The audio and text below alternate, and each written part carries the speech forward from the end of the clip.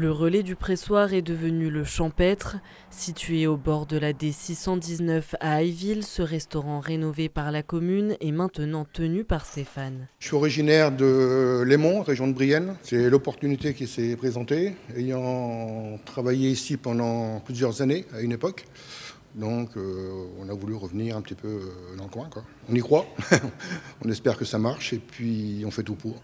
Objectif, relancer l'activité et l'économie locale par le biais d'un lieu convivial fermé depuis plus de 3 ans. Nous avons racheté les murs de ce restaurant en 2022 et donc nous avons repris les murs dans un état un peu compliqué, très délabré d'ailleurs.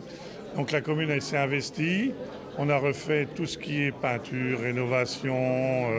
Le restaurateur que nous avons choisi s'occupait de l'agencement. Ça permet aussi aux habitants des villages alentours et de Bar-sur-Aube de venir avoir un moment de convivialité et un moment de dynamisme. C'est un lieu de passage et ça permet à midi à un certain nombre de chauffeurs routiers par exemple ou de gens qui voyagent de s'arrêter et puis ça permet globalement de contribuer à l'attractivité du territoire. Coût total du projet 192 500 €, subventionné à hauteur de 50% par le département. C'est une décision que le conseil départemental a prise depuis quelque temps, d'aider justement aux acquisitions foncières que pourraient être amenées à faire les communes pour relancer la dynamique économique ou pour améliorer les services sur leur territoire. Sur le parking en face, un drive fermier géré par le collectif paysan de Fresnay.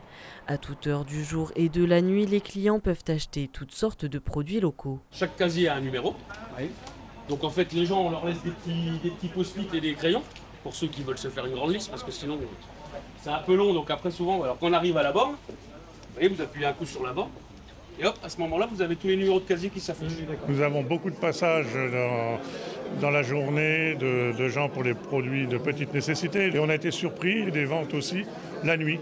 Alors soit les routiers, soit les entreprises, je ne sais pas qui s'arrêtent. Et à 2h, 3h du matin, il y a des achats. Après plusieurs mois d'activité, le restaurant, tout comme le drive fermier, dresse un premier bilan positif.